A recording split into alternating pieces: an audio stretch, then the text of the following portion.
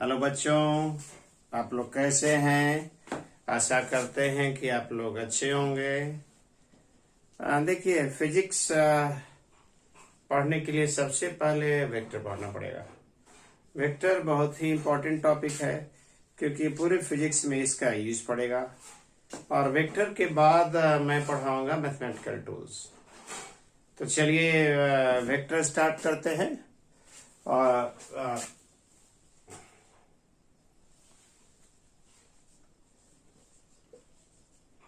Vector, चलिए इसमें आते हैं physical quantity.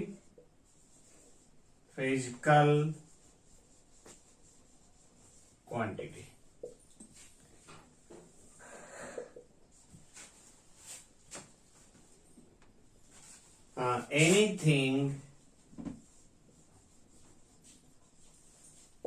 anything which can be measured, anything which can be measured is called physical quantity. Physical quantity. देखिए, होता क्या है कि बहुत सारी चीजें ऐसी हैं जिसे माप सकते हैं, कुछ ऐसी भी चीजें हैं जिसे आप नहीं माप सकते हैं। तो जिन चीजों को मापेंगे वही कहलाएंगे फिजिकल क्वांटिटी, और जिन चीजों को आप नहीं मापेंगे वो कहलाएंगे नॉन फिजिकल क्वांटिटी। तो फिजिकल क्वांटिटी में देख लीजिए एग्जाम्पल में क्या क्या आ जाएगा। फिजिकल क्वांटिटी का एग्जाम्पल आ जाएगा फोर्स, वेलोसिटी, लेंथ, मास, टाइम एटसेट्रा। अब आइए non physical quantity.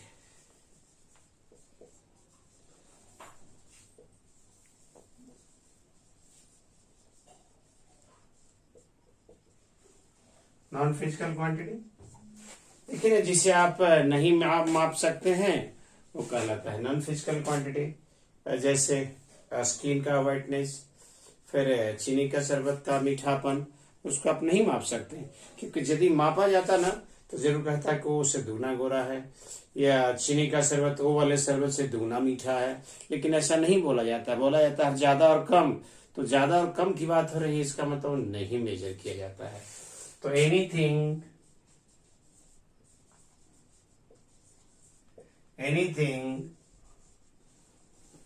which cannot be measured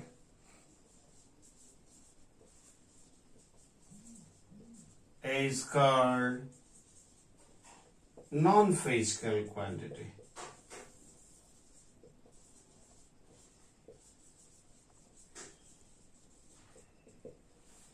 example में क्या आ जाएगा। Example, A whiteness of skin. ये स्किन में त्वचा कहते हैं, त्वचा का गोरापन। इसको आप नहीं माप सकते क्योंकि यदि मापा जाता ना तो बोला जाता कि दुगना गोरा है, तिगुना गोरा है, 4 गुना गोरा है। Second, sweetness of sugar syrup, चीनी का शरबत का मीठापन भी है ना, वो आपका नॉन फिजिकल क्वांटिटी में आता है। वेक्टर स्टार्ट करते हैं। चलिए वेक्टर स्टार्ट करते हैं। वेक्टर देखिए, वेक्टर स्टार्ट करने से पहले हम आपको फिजिकल क्वांटिटी के बारे में बता देते हैं। देखिए ना, फिजिकल क्वांटिटी वैसे क्वांटिटी कहते हैं जिसे आप मेजर कर सके। जैसे लंबाई हुआ, वेड्थ हुआ, एरिया हुआ, इलेक्ट्रिक करंट हुआ, फोर्स हुआ। लेकिन बहुत सारी ऐसी चीजें हैं जिसे आप नहीं माप सकते हैं। जैसे स्किन का व्हाइटनेस, फिर चीनी का शरबत का मीठापन। तो जिसको नहीं माप सकते हैं वो कहलाता है नॉन फिजिकल क्वांटिटी। तो चलिए पहले लिखते हैं फिजिकल क्वांटिटी, फिजिकल क्वांटिटी। यदि इसका हिंदी पूछिएगा तो हिंदी लिखना तो लिख सकते हैं, इसे हम भौतिक राशि कहते हैं। लिखना तो लिख लीजिए, भौतिक राशि। तो देखिए ना, कोई भी चीज जिससे आप मेजर करेंगे ना वो कहलाएगा फिजिकल क्वांटिटी। तो anything which can be measured, anything which can be measured is called physical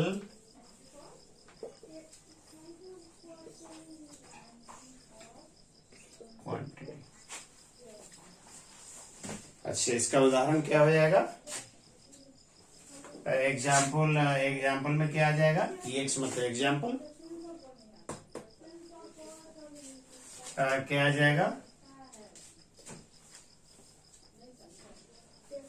ए आ जाएगा लेंथ, मतलब लंबाई। लंबाई तो मापा ही जाता है, तभी तो कहते हैं 4 metre, 5 metre, 2 metre.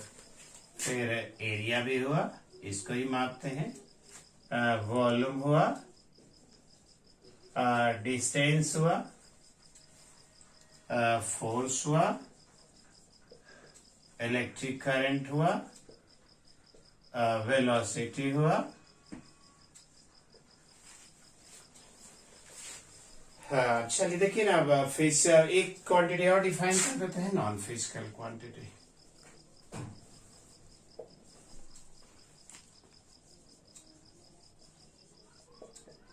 Non physical quantity किसे कहिएगा? जिसे आप नहीं माप सकते हैं। तो anything which can not be measured, anything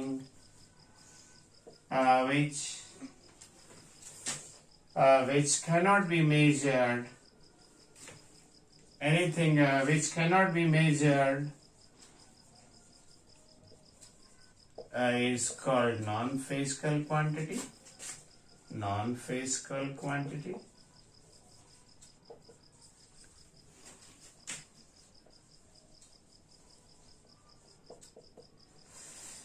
जैसे कि देखिए ना, इसमें एग्जाम्पल में क्या हो जाएगा? व्हाइटनेस ऑफ स्किन, जिसे कहता है ना ज्यादा गोरा या कम गोरा है। तो ज्यादा गोरा कम गोरा की बात कहने का मतलब है कि कोई ऐसा नहीं कह सकता कि वो आदमी उससे दुगना गोरा है, क्योंकि जब मेजर ही नहीं कर सकते हैं तो दुगना की बात कहां से आती है? यानी ये आ जाएगा व्हाइटनेस ऑफ स्किन। फिर क्या हो जाएगा? Sweetness of sugar syrup. इसको आप लिख लीजिए, वीडियो पॉज करके लिख लीजिएगा।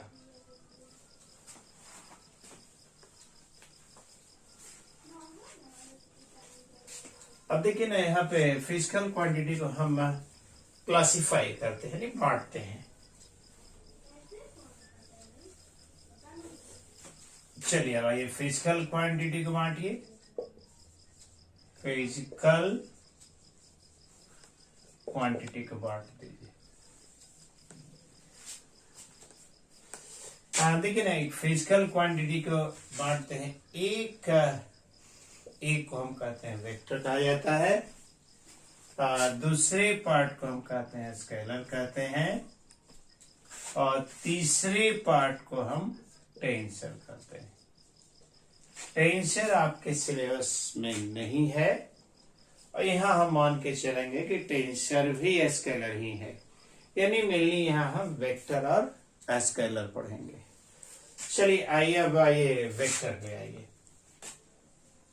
आप वेक्टर को क्या कहिएगा, कैसे डिफाइन करेंगे आप? तो वेक्टर कहलाता है कि यह फिजिकल क्वांटिटी है, मतलब वेक्टर का मेजरमेंट होगा। तो it is a physical quantity, it is a physical quantity, it is a physical quantity. having a magnitude, a direction and obeys triangle law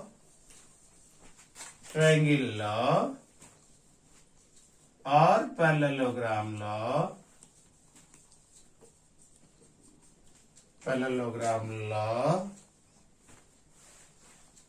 of addition of two vectors.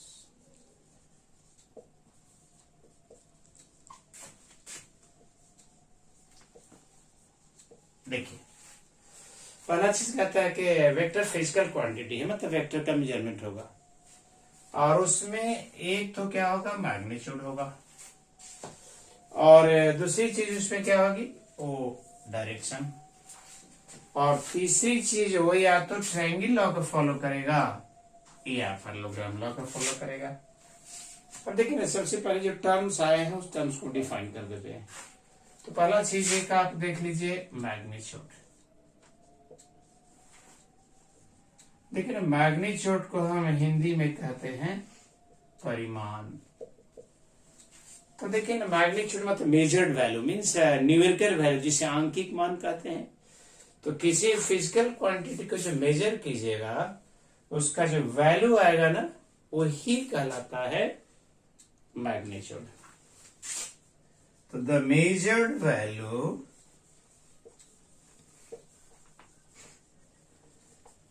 और numerical value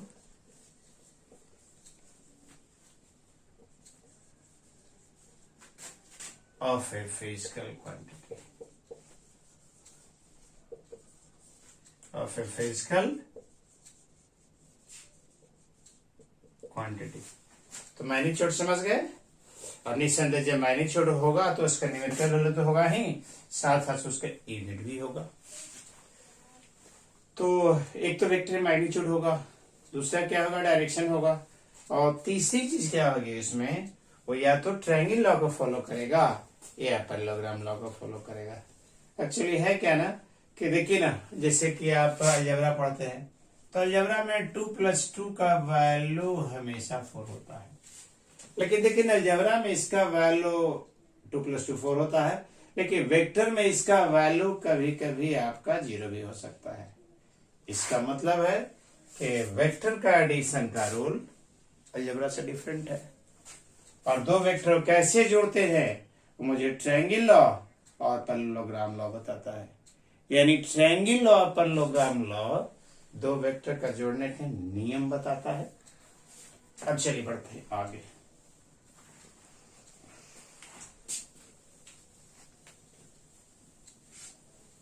video pause करके लिखते जाइएगा।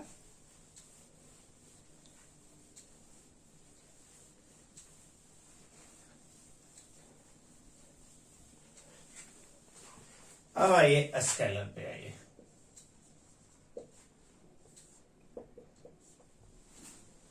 Scalar को हिंदी में अदिश कहते हैं। चलिए,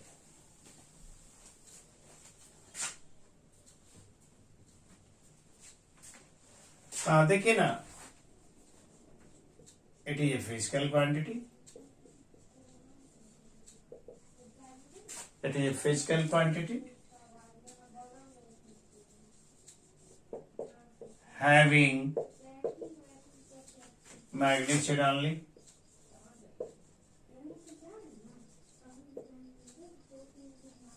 कहने का मतलब कि वेक्टर स्केलर एक ऐसा फिजिकल क्वांटिटी है जिसमें सिर्फ मैग्नीट्यूड होता है, लेकिन होता क्या कि मैक्सिमम केस में इसमें सिर्फ मैग्नीट्यूड होता है, लेकिन डायरेक्शन भी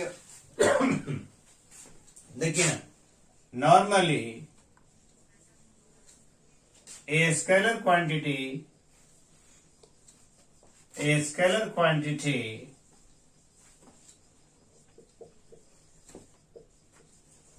have magnitude only.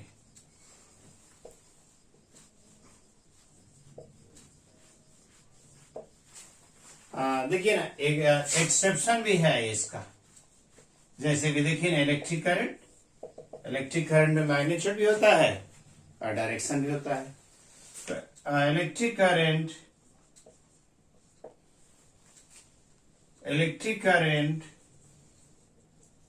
Has magnitude as well as direction। तो देखिए ना, यहां पर इलेक्ट्रिक करंट में मैग्नीट्यूड भी होता है और डायरेक्शन भी होता है। इसके बावजूद ये वेक्टर क्वांटिटी नहीं है, क्योंकि वेक्टर क्वांटिटी होने के लिए तीन चीज होना जरूरी है। उसमें देखिए, electric current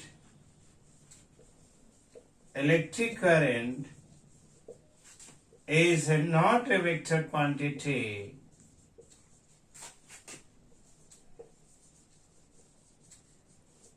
electric current is not a vector quantity because it does not obey triangle law और पैरेललोग्राम लॉ।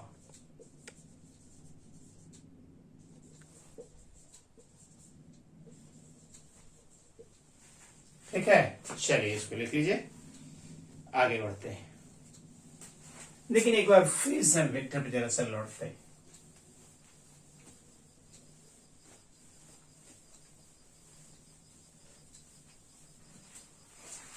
हाँ, देखिए ना, वेक्टर होने के लिए तीन चीज का होना जरूरी है। एक तो उसमें मैग्नीट्यूड होगा, दूसरी चीज क्या है, उसमें डायरेक्शन होगी, और तीसरी चीज ओबेज ट्रायंगल लॉ और पैरेललोग्राम लॉ।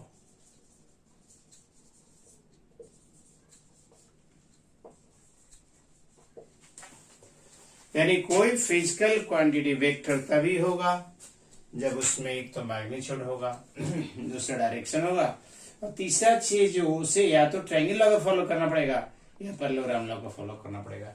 जैसे देखिए ना, इलेक्ट्रिक करंट में एवी है, लेकिन एक्सपेरिमेंट से देखा गया कि फॉलो इसका नहीं करता। तो electric current is not a vector quantity, electric current is not a vector quantity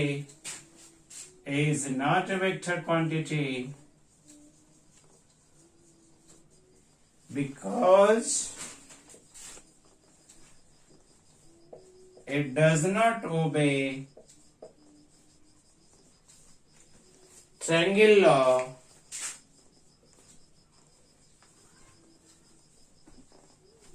और पैरेललोग्राम लॉ।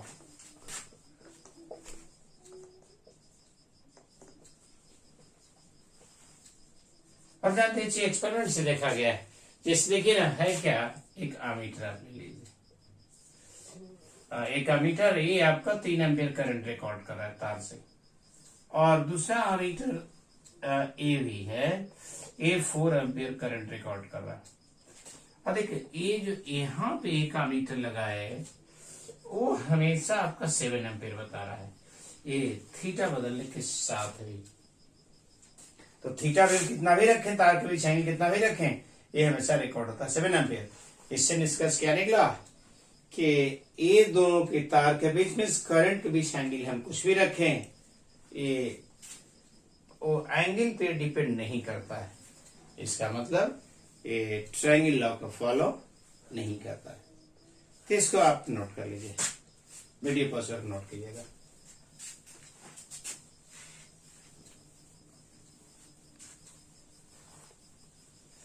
अब देखिए ना, वेक्टर का एग्जांपल देते हैं। ए वेक्टर का एग्जांपल क्या आ जाएगा? Examples of vector.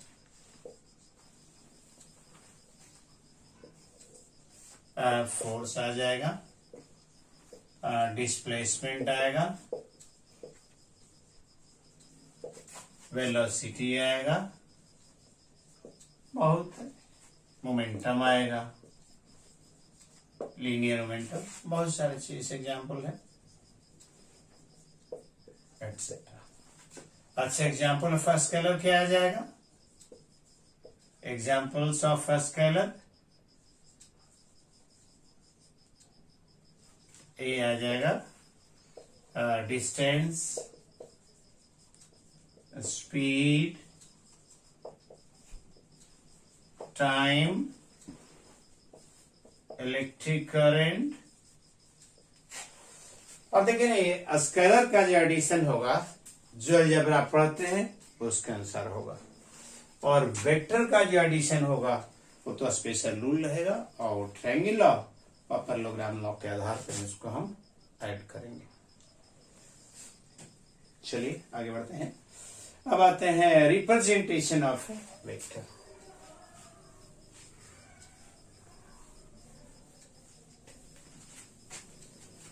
रिप्रेजेंटेशन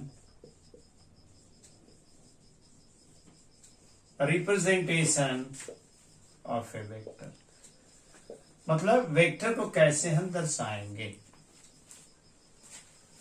हाँ, चलिए देखिए ना, वेक्टर का दो तरह से रिप्रेजेंटेशन होता है ना, दो तरह से देखा जाता है। एक तो हुआ सिंबॉलिक रिप्रेजेंटेशन,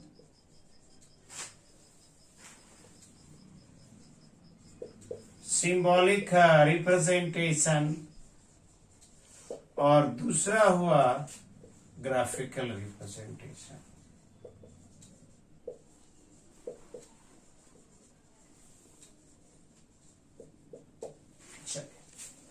अब पहले आते हैं सिंबॉलिक रिप्रेजेंटेशन पे।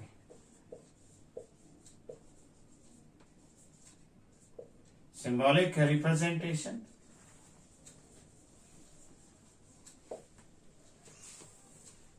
देखिए, सिंबॉलिक रिप्रेजेंटेशन में क्या होगा, इंग्लिश का लेटर स्मॉल या कैपिटल ले करके ऊपर आप एरो दे दीजिए। एक अलग वेक्टर ए, पढ़ा जाएगा vector B, vector C, etc. are the symbol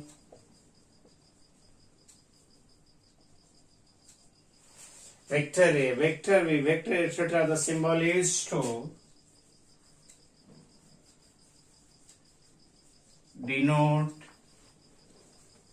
the magnitude as well as the direction of a vector। कोई भी इसका लेटर कैपिटल दीजिए, स्मॉल दीजिए, इसके ऊपर एरो दे दीजिए। ये जो डिनोट करेगा वेक्टर का मैग्नीट्यूड बताएगा और डायरेक्शन बताएगा। लेकिन है क्या इसमें कि इसका दो पार्ट, एक तो पार्ट मैग्नीट्यूड रहेगा, दूसरा पार्ट डायरेक्शन रहेगा। मीन्स देखिए ना, ऐसे वेक्टर ए हम लेते हैं तो इसका दो पार्ट, एक पार्ट मैग्नीट्यूड, एक पार्ट डायरेक्शन। और देखिए ना, मैग्नीट्यूड को पहले लिखते हैं, उसको कॉमा दीजिए, उसके बाद डायरेक्शन, जैसे 2 मीटर और direction due east. Vector B A 4 metre, direction due east. देखिए ना, ड्यू के मतलब होता है की ओर।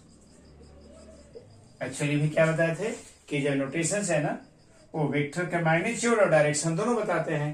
तो कॉमा के पहले वाला पार्ट या न्यूमेरिकल जो वैल्यू था वो बताता था वेक्टर का मैग्नीट्यूड, और कॉमा के बाद वाला पार्ट वो बताता था डायरेक्शन। तो याद रखिएगा, इसका दो पार्ट, एक पार्ट मैग्नीट्यूड, एक पार्ट डायरेक्शन। यानी कहने का मतलब कि इसका दो पार्ट हो जाएगा, एक पार्ट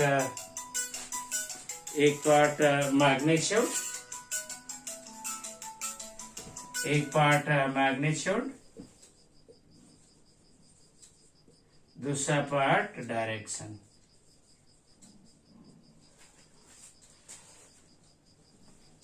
चलिए इसको लिख लीजिए, बढ़ते हैं आगे।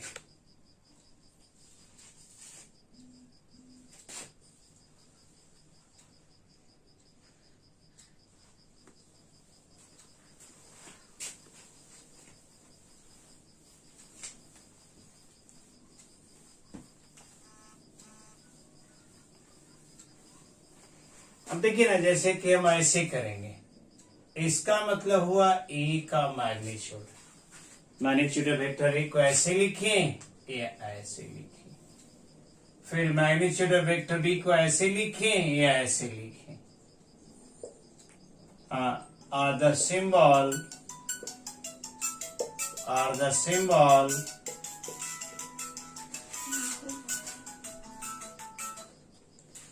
The symbol used to denote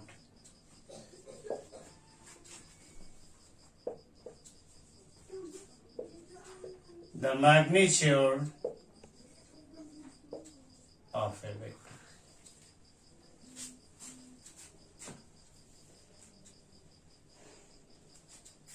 जैसे, लेकिन पहले आप लिखिए वेक्टर ए का मैग्नीट्यूड 2 मीटर, वेक्टर बी का मैग्नीट्यूड 4 मीटर। आगे बढ़े, चलिए आगे बढ़ते हैं। Graphical representation of A vector,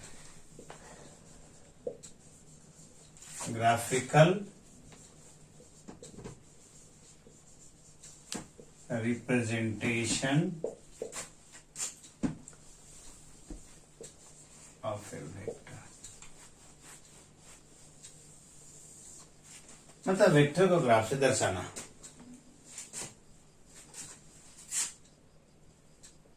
It is represented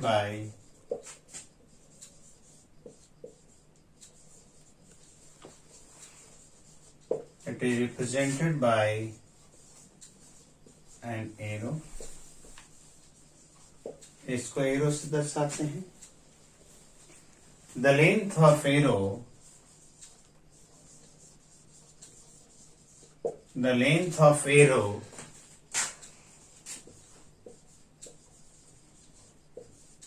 is directly proportional, the length of arrow is directly proportional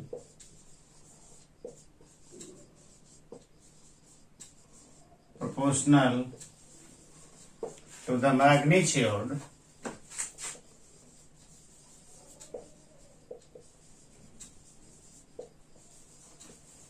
of the vector. देखिए, एक मैं लिखा है डायरेक्टली प्रोपोर्शनल, इसका मीनिंग क्लियर करना पड़ेगा। जैसे देख लीजिए, वेक्टर ए 2 मीटर और direction due east, vector B 4 metre, direction due east. Due मतलब होता है की ओर, डी मतलब की ओर। देखिए ना, वेक्टर बी का मैग्नीट्यूड ए का डबल है। देखिए ना, बी का मैग्नीट्यूड 4 है, ए का मैग्नीट्यूड 2 है। देखिए, जिसको दर्शाते हैं ए नॉर्थ, साउथ, ईस्ट, वेस्ट। देखिए ना, एरो इसका मैग्नीट्यूड इसका डबल है, दोनों को हम एरो से रिप्रेजेंट करेंगे तो इस एरो की लंबाई इसका डबल है, मीन्स ए एरो और बी का एरो का लेंथ डबल करना पड़ेगा। कहने का मतलब कि जिस रेशियो में मैग्नीट्यूड बढ़ाइएगा उसी रेशियो में एरो की लंबाई बढ़ानी पड़ेगी। इन केस से 6 होता तो बी का एरो का लेंथ ए का 3 हो जाता, 23 हो जाता। तो डायरेक्टली प्रोपोर्शनल का मतलब समझ जाइए। डायरेक्टली प्रोपोर्शनल मीन्स जिस रेशियो मैग्नीट्यूड बढ़ेगा उसी रेशियो में एरो की लंबाई बढ़ानी पड़ेगी। यानी एरो की लंबाई वेक्टर का मैग्नीट्यूड बताता है। एक और ध्यान देने वाली बात है, लेंथ कभी नेगेटिव नहीं होता, लेंथ 0 हो सकता है। मेरा कहने का मतलब वेक्टर का मैग्नीट्यूड लेंथ जब लेंथ नेगेटिव नहीं होता तो वेक्टर का मैग्नीट्यूड कभी भी नेगेटिव नहीं होगा। वेक्टर का मैग्नीट्यूड ग्रेटर देन और इक्वल टू 0 होगा। याद रखिएगा, वेक्टर का मैग्नीट्यूड 0 हो सकता है और उसका मैग्नीट्यूड ग्रेटर देन 0 हो सकता है, लेकिन जब तक मेंशन नहीं रहेगा तब तक वेक्टर का मैग्नीट्यूड नेगेटिव 0 नहीं लेंगे। फिर से क्वेश्चन लीजिए, जब तक मेंशन नहीं रहेगा तब तक वेक्टर का मैग्नीट्यूड 0 नहीं लेंगे। चलिए इसको लिख लीजिए। अब बढ़ते हैं आगे।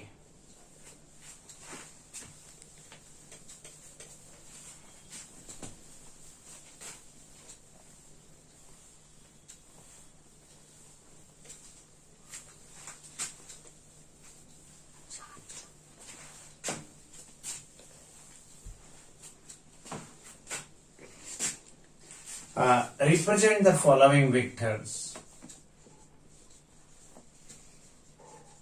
Represent the following vectors. Following vectors. जैसे देखिए vector A 2 metre due east. Second vector B 4 metre 60 north of east.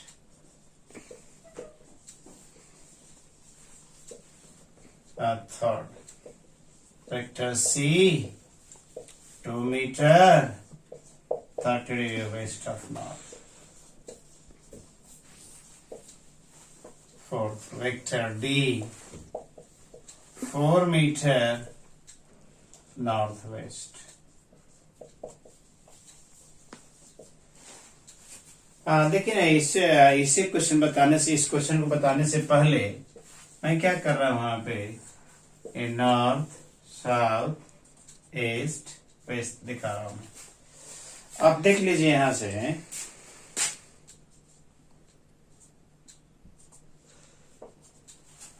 Due मतलब होता है की ओर। देखिए तो ड्यू मतलब की ओर। टुवर्ड्स मतलब की ओर। फ्रॉम ईस्ट पूरब से, इसका मतलब पश्चिम की ओर। Due east. अब देखिए कुछ डायरेक्शंस यहाँ पे हैं।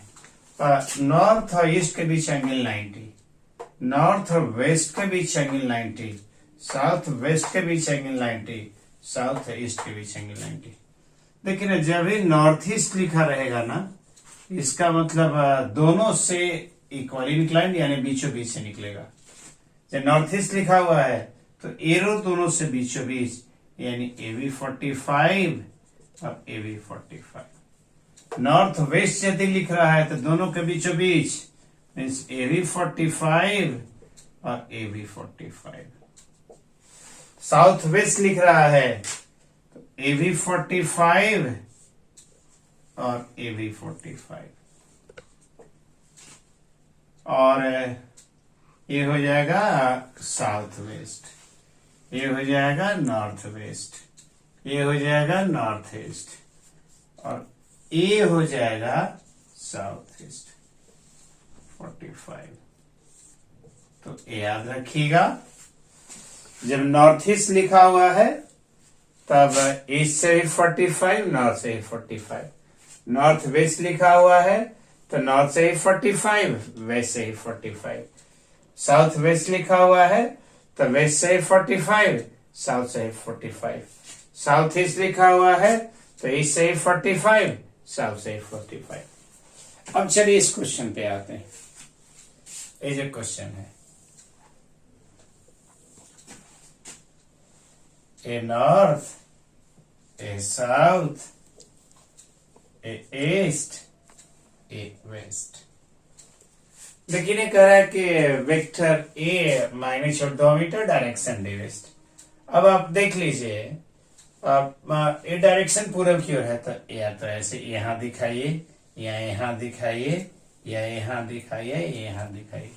डायरेक्शन हमेशा आपको पूरब की ओर यहां जैसा कह रहा है तो इस लाइन पे भी दिखा सकते हैं, यहां भी दिखा सकते हैं, या कहीं भी दिखा, यानी वेक्टर ए हो गया, ए वाला। अब देख लीजिए, इसका मैग्नीट्यूड इसका डबल है तो बी का एरो कॉलम डबल रखना पड़ेगा। लेकिन आप देखिए, यहां से देखिए ईस्ट से नॉर्थ कितना डिग्री 60 डिग्री। तो ईस्ट से नॉर्थ कितना हो गया 60। तो ए वेक्टर बी और एरो का लेंथ बढ़ा दीजिएगा। देखिए यहाँ पे जो एंगल है हमेशा बाद वाले डायरेक्शन से आप देखिएगा। तो देखिए ना ये एंगल आपका 90 है, ये 60 है, तो कितना हो जाएगा 30। इसका मतलब या तो ईस्ट से 30 कहें या ईस्ट से 60 कहें या नॉर्थ से 30 कहें, तो ऐसे भी कह सकते हैं। और 30 डिग्री ईस्ट ऑफ नॉर्थ, मतलब नॉर्थ से ईस्ट की 30 डिग्री। अब ये आप देख लीजिए, ये कहा है नॉर्थ से वेस्ट 30 डिग्री, नॉर्थ से वेस्ट। चलिए नॉर्थ इधर है, नॉर्थ से वेस्ट इधर घूमिए, नॉर्थ से एरो का लेंथ सेम रखिएगा एक के, यानी वेक्टर सी, और ये आपका 30 डिग्री। अब ये 30 है तो ये तो 60 हो जाएगा ना। तो वेस्ट से नॉर्थ 60 भी कर सकते हैं, तो और ऐसे भी कर सकते हैं 60 degree north of west, north of west. फिर एक कहा, एक चीज ध्यान दीजिए, यहाँ एंगल मेंशन नहीं है। जब एंगल मेंशन नहीं रहे तो दोनों से डायरेक्शन से इक्वल इंक्लाइन, दोनों डायरेक्शन से इक्वल इंक्लाइन मीन्स देख लीजिए, अलग से दिखा दे, इस पे जगह नहीं है। A north, A south, east, ये वेस्ट। देखिए तो यहाँ एंगल मेंशन नहीं है, तो एंगल जब मेंशन नहीं रहे तो दोनों से बराबर एंगल पे, तो ये 45 वेक्टर डी, ये 45 डिग्री, ये 45 डिग्री। तो ये ध्यान रखिएगा, इसका यूज होगा। एक और चलिए उधर मिटाता हूं।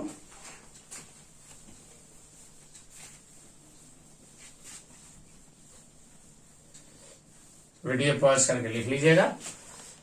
चलिए यहां से बात, ये भी लिख लिया वीडियो पॉज करके। अब 5 पे